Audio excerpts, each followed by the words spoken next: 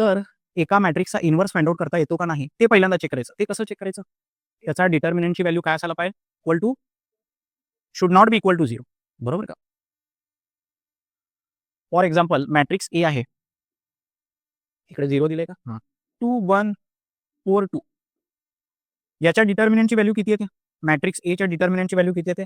2 2 जा 4 मायनस 1 4 जा 4. हे किती येते? 0. तर हा कुठल्या टाईपचा मॅट्रिक्स झाला? सिंग्युलर का नॉन सिंग्युलर? सिंग्युलर मॅट्रिक्स जर असेल, ए मॅट्रिक्स जर सिंग्युलर असेल, तर याचा इन्व्हर्स फाइंड आउट करता येत नाही. का बरं करता येत नाही? म्हणजे त्याच्या रिलेटेड तुम्हाला सांगतो. एक्झॅक्टली तसा नाही आहे, पण सांगतो.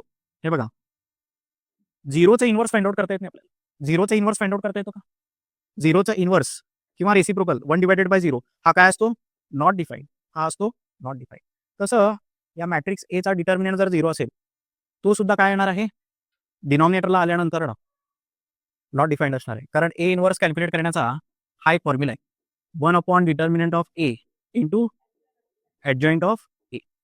हे डिनॉमिनेटरला जर 0 टर्म आली तर हे नॉट डिफाईन्ड असणार आहे. तर determinant of A should not be equal to 0 ही कंडिशन आहे. ही कंडिशन जर सॅटिस्फाय झाली, म्हणजे मॅट्रिक्सचा डिटर्मिनंट 0 नसेल तर इन्व्हर्स फाइंड आउट करू शकतो. ठीक आहे. तर या मॅट्रिक्सचा तर करता येणार नाही.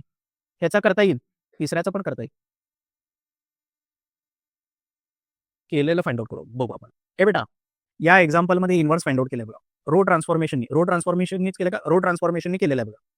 रो ट्रान्सफॉर्मेशनने इन्व्हर्स कसा फाइंड आउट करायचा? हा मॅट्रिक्स दिलेला आहे. हा मॅट्रिक्स दिलेला आहे. पहिल्यांदा त्याचा इन्व्हर्स फाइंड आउट करता येतो का हे चेक करावं लागेल. कसं चेक करायचं? त्याचा डिटर्मिनंट कॅल्क्युलेट करायचं. याचा डिटर्मिनंट कॅल्क्युलेट केला तर किती आला? -2 आला. नॉन 0 आला तर याचा इन्व्हर्स एक्झिस्ट करतो. म्हणून काय लिहिलंय? A inverse exist. Since determinant of A is not equal to 0, A inverse exist. पहिल्यांदा काय काम करायचं? मॅट्रिक्सचा डिटर्मिनंट फाइंड आउट करायचं. बरोबर. हे बेटा तुम्ही चालू केलं का? चालू आहे ना, नुसतं बोलतच राहायला लागलं. तर मॅट्रिक्सचा डिटर्मिनंट फाइंड आउट करायचा. त्याचा डिटर्मिनंट ए बेटा, मॅट्रिक्सचा डिटर्मिनंट जर 0 आला नाही तर इन्व्हर्स एक्झिस्ट करतो. Matrix should be non singular. बरोबर का? मॅट्रिक्सचा डिटर्मिनंट 0 आला तर इन्व्हर्स कॅल्क्युलेट करायची गरजच नाही. डिनॉमिनेटरला 0 येणार आहे. इन्व्हर्स कॅल्क्युलेट करता येत नाही. नॉन 0 आला डिटर्मिनंट तर इन्व्हर्स एक्झिस्ट करतो. आता इन्व्हर्स कसा फाइंड आउट करायचा बघा. तो फॉर्म्युला यूज करायचा. काय फॉर्म्युला आहे? काय म्हणलो तो फॉर्म्युला मी तुम्हाला? A into A inverse is equal to identity matrix. A काय दिला होता? तो इकडे लिहिलाय. इकडे ए इन्व्हर्स लिहिलंय आणि इथे काय लिहिलंय? आयडेंटिटी मॅट्रिक्स लिहिलंय का नाही? याच्यामध्ये रो ट्रान्सफॉर्मेशन करून याला आयडेंटिटी मॅट्रिक्समध्ये कन्वर्ट करायचं. आता हे आयडेंटिटी मॅट्रिक्समध्ये कन्वर्ट कसं करायचं? प्रोसिजर काय? पहिल्यांदा इकडे 1 आणायचं. बरोबर का? या 2/2च्या मॅट्रिक्सला आयडेंटिटी मॅट्रिक्समध्ये कन्वर्ट करायचं असेल तर पहिल्यांदा इकडे 1 आणायचं. सेकंड स्टेप इकडे 0 आणायचं. थर्ड स्टेप इकडे 1 आणायचं. त्याच्यानंतर इकडे 0 आणायचं. तर फर्स्ट स्टेप ही आहे, त्याच्यानंतर सेकंड स्टेप, त्याच्यानंतर ही थर्ड स्टेप आणि मग हे फोर्थ स्टेप. ठीक आहे. तर पहिल्यांदा इकडे 1 आणायचं आहे. 1 ऑलरेडी आहे, तिथं काय चेंजेस करायची गरज नाही. डायरेक्ट दुसरं स्टेप काय आहे? इकडे 0 आणायचं. इकडे 0 कसं आणणार? हे बघा, इकडे 0 नाही आहे, 3 आहे. या 3 ला 0 कसं करायचं? याला 3 नी मल्टिप्लाय करायचं. पहिल्या रोला 3 नी मल्टिप्लाय करायचं. या 1 ला 3 नी मल्टिप्लाय केलं तर किती होते? 3. ते 3 झाल्यानंतर ह्याच्यातनं सबट्रॅक्ट करायचं. त्याच ट्रान्सफॉर्मेशनचं नाव काय लिहायचं इथं? हे बेटा, काय ट्रान्सफॉर्मेशन केलंय? रो 2 मधून सबट्रॅक्ट करायचंय. रो 2 मधून काय सबट्रॅक्ट करायचं? रो 2 मधून काय सबट्रॅक्ट करायचंय? 3 टाइम्स R1 सबट्रॅक्ट करायचं. रो 2 मधून काय सबट्रॅक्ट करायचंय? 3 टाइम्स R1. तसं केल्यानंतर इथं 0 येते. इथं पण काही चेंजेस होणार आहे, तिथे पण चेंजेस होणार. बरोबर का? इकडे एकदा 0 मिळाला तर काय करायचं? आता इकडे 1 आणायचं. इकडे काय आणायचं? 1. इथे 1 मिळवायचं, त्याच्यानंतर इथे 0, त्याच्यानंतर इथं 1 आणायचं. आता इथं -2 आहे. -2 ला 1 मध्ये कसं कन्वर्ट करायचं? काय ट्रान्सफॉर्मेशन नाहीये. काय ॲडिशन सबट्रॅक्शन होत नसेल तर काय करायचं? त्याला त्याच नंबरनी डिवाइड करायचं. पूर्ण रो 2 ला -2 नी डिवाइड करतो. रो येते 0 होईल, 0 होईल. प्लस केलं तर 0 होईल. हे बेटा, इथे 1 आणायचं असेल तर काय करायचं? सोपं. त्याला त्याच नंबरनी डिवाइड करायचं. रो 2 ला -2 नी डिवाइड केलं तर काय येते? इकडे 1 येते. आणि फायनल स्टेप काय? इकडे 0 आणायचं. कसं 0 आणणार? ह्याला डबल करायचं, ह्याच्यातनं सबट्रॅक्ट करायचं. बरोबर का? R1 मायनस रो 1 मधून काय सबट्रॅक्ट करायचं? 2 टाइम्स R2. ते सबट्रॅक्ट केलं तर त्याच्यानंतर इथं काय मिळालं आपल्याला? याचा ट्रान्सफॉर्मेशन करून इथे काय आणायचं, आयडेंटिटी मॅट्रिक्स. हा A inverse as it is राहणार. इकडे तुम्हाला आन्सर भेटतो. हे तुम्हाला आन्सर भेटतो. ए इनवर्स मिळालं बघा. हे ए इनवर्स मिळालं. आता ए इनवर्स मिळाल्यानंतर व्हेरीफाय द आन्सर. व्हेरीफाय कसं करू शकतो? मल्टिप्लिकेशन करून बघायचं. ए तुम्हाला दिलेला आहे, ए इनवर्स तुम्हाला भेटलेला आहे, या दोघांचं मल्टिप्लिकेशन करायचं. A inverse A into A inverse केल्यानंतर आन्सर काय यायला पाहिजे? आयडेंटिटी मॅट्रिक्स यायला पाहिजे. या पद्धतीने व्हेरीफाय करू शकतो. व्हेरीफाय करा म्हणलं तर काय करायचं? दिलेला मॅट्रिक्स आणि मिळालेला इनवर्स दोघांचं मल्टिप्लिकेशन जर आयडेंटिटी मॅट्रिक्स येत असेल, हेन्स व्हेरीफाईड म्हणायचं. येतं लक्षात? तर इनवर्स कॅल्क्युलेट करण्याची पहिली मेथड काय आहे? एलिमेंटरी ट्रान्सफॉर्मेशन करून. बरोबर का? एलिमेंटरी ट्रान्सफॉर्मेशन करायचं, हा फॉर्म्युला यूज करायचा. बरोबर का? या मॅट्रिक्सला कशामध्ये कन्वर्ट करायचं? आयडेंटिटी मॅट्रिक्समध्ये. मग हा आयडेंटिटी मॅट्रिक्स कशामध्ये कन्वर्ट होतो? ए इनवर्सच्या व्हॅल्यूमध्ये. ही पहिली मेथड. दुसरी जी मेथड आहे त्याला म्हणायचं ॲडजॉइंट मेथड.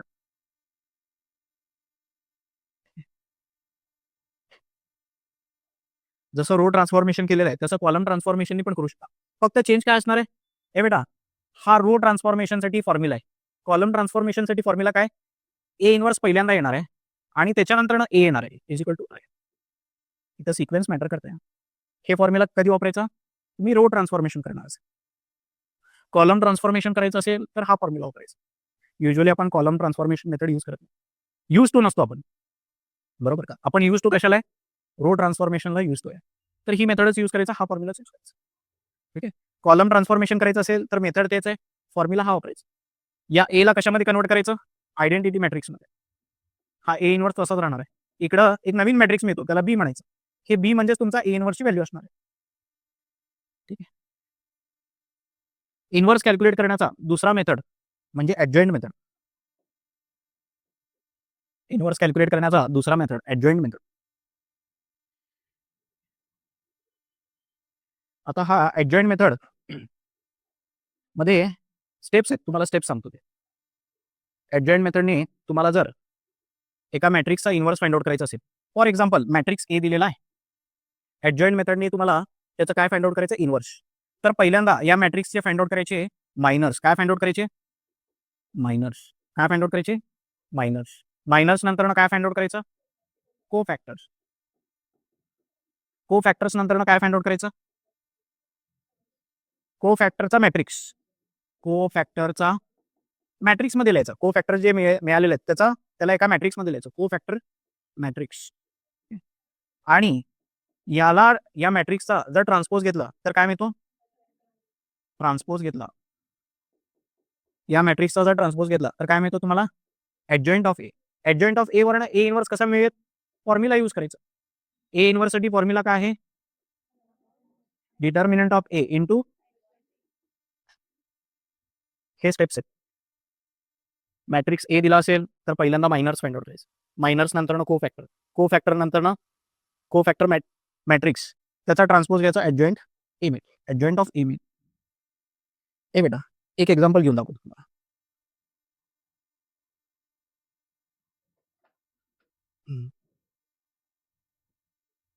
एक एक्झाम्पल घेतो. फॉर एक्झाम्पल ए असा एक मॅट्रिक्स आहे. काय आहे? 1 2 3 4. ए मॅट्रिक्समध्ये काय 1 2 3 4. याचा ए इनवर्स फाइंड आउट करायचा ॲडजॉइंट मेथडने. पहिल्यांदा फाइंड आउट करायची मायनर्स. ए बेटा, 4 एलिमेंट आहेत तर 4 मायनर्स असणार आहेत. किती मायनर्स असणार आहेत? 4 मायनर असणार आहे. पहिल्या एलिमेंटचा मायनर M11. ए बेटा, हा मायनर कसा फाइंड आउट करायचा? First row first column. First row first column skip करायचं. उरलेला जो एलिमेंट आहे तो काय असणार आहे? मायनर असणार आहे. M12 हा मायनर कसा भेटेल? First row second column hide करायचं. काय मिळते आपल्याला? त्याच्यानंतर 2 1. 2 1 कसा भेटेल? याचा मायनर कसा भेटेल? प्रत्येक एलिमेंटचा मायनर फाइंड आउट करायचा. याचा मायनर कसा फाइंड आउट करायचा? Second row first column. बरोबर का? सेकंड रो फर्स्ट कॉलम हे हाईड करायचं. हा एलिमेंट जिथे आहे तो रो आणि तो कॉलम, तो एलिमेंट जिथे आहे त्या एलिमेंटचा रो आणि त्या एलिमेंटचा कॉलम हाईड करायचा. आणि उरलेला जो एलिमेंट आहे तो काय असतो? मायनर असणार. M22. ए बेटा, काय असणार आहे M22? हा रो हा कॉलम हाईड करायचा. काय मिळतो? 1. हे मिळाले मायनर्स. मायनर्स नंतर काय फाइंड आउट करायचं? को फॅक्टर कसा फाइंड आउट करायचं? मायनर्सवरनं को फॅक्टर फाइंड आउट करण्याचा फॉर्म्युला सांगतो तुम्हाला. हे बघा, लक्ष द्या. 4 एलिमेंट आहेत, 4 मायनर मिळाले, तर 4 को फॅक्टर्स मिळणार आहेत. पहिला को फॅक्टर त्याचं नाव आहे A11. A11 कसा भेटेल? A11 कसा भेटेल? त्याचा फॉर्म्युला काय बघा. -1 च्या डोक्यावरती पायाखालचे नंबर. -1 च्या डोक्याखाली बेटा -1 च्या डोक्यावरती काय असणार आहे? की पायाखालचे नंबर्स. 1 + 1 बेटा 1 + 1 किती होते? 1 + 1 इंटू त्या एलिमेंटचा मायनर. हे एवढं सगळं दिसायला लागलंय, पण करायचं काय आपल्याला? हे मायनरच येणार आहे. पहिला को फॅक्टर आणि पहिला मायनर सेमच असणार आहे, व्हॅल्यू सेमच असणार आहे. फक्त त्याची साइन प्लस आहे का मायनस आहे हे चेक करायचं आपल्याला. हे बेटा -1 चा स्क्वेअर 1 येते. मायनर 1 ला 1 ने मल्टिप्लाय केलं तर तेवढंच येते. दुसरा को फॅक्टर हे बेटा पायाखालचे नंबर्स 1 + 2 किती होते? 3. M22 ला मल्टिप्लाय केल्यानंतर काय मिळते? 1 2 सॉरी काय मिळते? 1 2 काय मिळेल? M12 काय आहे? 3. ह्याची फक्त साइन चेंज होते का नाही ते चेक करावं लागेल. -1 चा क्यूब -1 म्हणजे ह्याची साइन चेंज होणार आहे. याचा अर्थ काय आहे? हे मायनर आणि को फॅक्टर सेमच असणार आहेत. हे बघा, मायनर तुम्हाला एकदा मिळाले तर को फॅक्टर तेच असणार आहेत. को फॅक्टर तेच असणार आहेत. हे बघा, मायनर मिळाले की लगेच काय करायचं? को फॅक्टर तेच लिहून टाकायचे. 4 3 2 1. फक्त साइन कुणाची चेंज होणार आहे बघा. 1 + 1 म्हणजे स्क्वेअर येणार आहे डोक्यावरती. -1 चा स्क्वेअर काय तो? +1. याची साइन चेंज होणार नाही. ही ॲडिशन बेटा हे ॲडिशन जर इव्हन आली तर हा नंबर तसाच राहणार आहे. ही ॲडिशन 1 + 2 3 आली, ऑड आली तर साइन चेंज होणार. ॲडिशन किती आली? ऑड आली, साइन चेंज करायची. ॲडिशन किती आली? इव्हन, ते ॲज इट इज ठेवायचं. तर पहिलं स्टेप काय? मॅट्रिक्स दिलाय, त्याच्यानंतर फाइंड आउट केलं मायनर फाइंड आउट केलं. त्याच्यानंतर को फॅक्टर ते पण फाइंड आउट केलं. त्याच्यानंतर को फॅक्टरचा मॅट्रिक्स फाइंड आउट करायचा. ह्याचा मॅट्रिक्स तयार करतो. को फॅक्टरचा मॅट्रिक्स कसा असणार आहे? 4 -3 -2 1. हे को फॅक्टर मॅट्रिक्स झालं. त्याच्यानंतर काय करायचं? याचा ट्रान्सपोज घ्यायचा. ट्रान्सपोज कसं घेणार? रोचा कन्व्हर्जन कॉलममध्ये 4 -3 -2 1. काय काय केलो? मायनर्स फाइंड आउट केलो, मग को फॅक्टरचा मॅट्रिक्स लिहिलो, त्याचा ट्रान्सपोज घेतलो. ट्रान्सपोज घेतल्यावर हे जे मिळालं ह्याला काय म्हणायचं? ह्याला म्हणायचं एडजॉइंट ए. ह्याला काय म्हणायचं? Adjoint A. आता एडजॉइंट ए मिळाल्यानंतर बेटा एडजॉइंट ए मिळाल्यानंतर इन्व्हर्स कसं फाइंड आउट करायचं? इन्व्हर्सचा फॉर्म्युला काय? ए इन्व्हर्सचा फॉर्म्युला काय आहे? ए इन्व्हर्सचा फॉर्म्युला काय आहे? 1 determinant of A into adjoint of A. 1 determinant of A 1 into 4 4 -2 3 6 4 - 6 is -2 into adjoint of A किती आहे? त्याचा डिटर्मिनंट कॅल्क्युलेट करू नका, ते मॅट्रिक्स ॲज इट इज लिहायचं. 4 -2 -3 1. ठीक आहे. हा तुमचा ए इन्व्हर्स आहे. हा काय आहे? ए इन्व्हर्स म्हणजे व्हॅल्यू नाही आहे, तो मॅट्रिक्सचा रेसिप्रोकल आहे. सिम्पलेस्ट वर्ड्समध्ये, बरोबर का? एक्झॅक्टली ते इन्व्हर्स नाही आहे, म्हणजे रेसिप्रोकल नाही आहे, पण तशा फॉर्ममध्ये असणार आहे. येते का लक्षात? एडजॉइंट मेथडनी कसं कॅल्क्युलेट करायचं?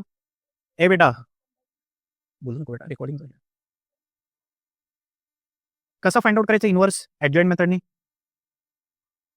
पहिल्यांदा मायनर फाइंड आउट करायचं, त्याच्यानंतर को फॅक्टर, त्याच्यानंतर काय करायचं? को फॅक्टर मॅट्रिक्स, त्याच्यानंतर त्याचा घ्यायचा ट्रान्सपोज. मग काय मिळतो? मग फॉर्म्युला यूज करायचा. ए इन्व्हर्सचा फॉर्म्युला काय आहे? 1 determinant of A into adj. लक्षात आलं का? म्हणजे 50% मॅट्रिक्स इथं संपला. आता फक्त काय करायचं? ॲप्लिकेशन ऑफ मॅट्रायसिस बघायचं. दुसऱ्या प्रॅक्टिस सेटमध्ये हेच आहे. काय आहे?